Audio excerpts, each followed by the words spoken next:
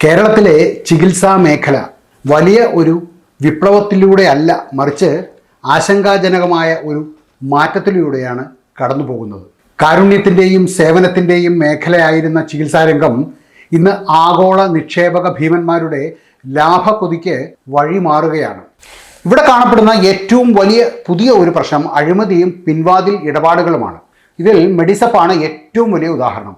സർക്കാർ കൊണ്ടുവന്ന മെഡിസപ്പ് പോലെയുള്ള ആരോഗ്യ ഇൻഷുറൻസ് പദ്ധതികളിൽ പോലും ഇത്തരം കോർപ്പറേറ്റ് താൽപ്പര്യങ്ങൾ വിള്ളൽ ഉണ്ടാക്കുന്നു. എൻ്റെ സ്വന്തം അഭിപ്രായമല്ല, കഴിഞ്ഞ ദിവസങ്ങളിൽ മലയാള മനോരമയിൽ വന്ന ഒരു വാർത്തയാണ് ഇത്. എത്ര പേര് ഇത് വായിച്ചിട്ടുണ്ട് എന്നെനിക്കറിയില്ല.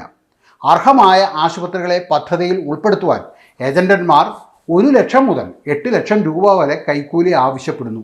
ഇങ്ങനെ പിൻവാതിൽ ഇടപാടുകൾ നടക്കുന്നുണ്ട് എന്നാണിപ്പോൾ അറിയുവാൻ കഴിയുന്നത്. നേരത്തെ പറഞ്ഞ ഈ ആഗോള ഭീമന്മാർ ഹോസ്പിറ്റൽ എംപാനൽമെൻറ്റിന് മാത്രമായി അത്രയും തുക കൊടുക്കുവാൻ തയ്യാറാണ് എന്നതാണ് വസ്തുത. ഈ ഒരു സാഹചര്യത്തിൽ ചെറുകിട സ്വകാര്യ ആശുപത്രികളാണ് ഇതിനിടയിൽ കിടന്ന് ബുദ്ധിമുട്ടുന്നത്. ഇത് പദ്ധതിയുടെ സുതാര്യതയെയും അതുപോലെ തന്നെ ഗുണഭോക്താക്കളുടെ ചികിത്സാ സൗകര്യങ്ങളെയും ബാധിക്കുന്നു. മറ്റൊരു കാര്യം ഗുണനിലവാരത്തിലെ ഇടിവും മരണനിരക്കുമാണ്.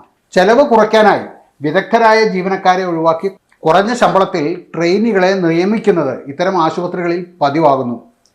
അമേരിക്കയിൽ നടത്തിയ പഠനങ്ങൾ സൂചിപ്പിക്കുന്നത് പ്രൈവറ്റ് ഇക്വിറ്റി സ്ഥാപനങ്ങൾ ഏറ്റെടുത്ത ആശുപത്രികളിൽ ചികിത്സാ പിഴവുകൾ കൂടുന്നതായും മരണനിരക്ക് 13% വരെ വർദ്ധിച്ചതായും ആണ് കാണുന്നത്.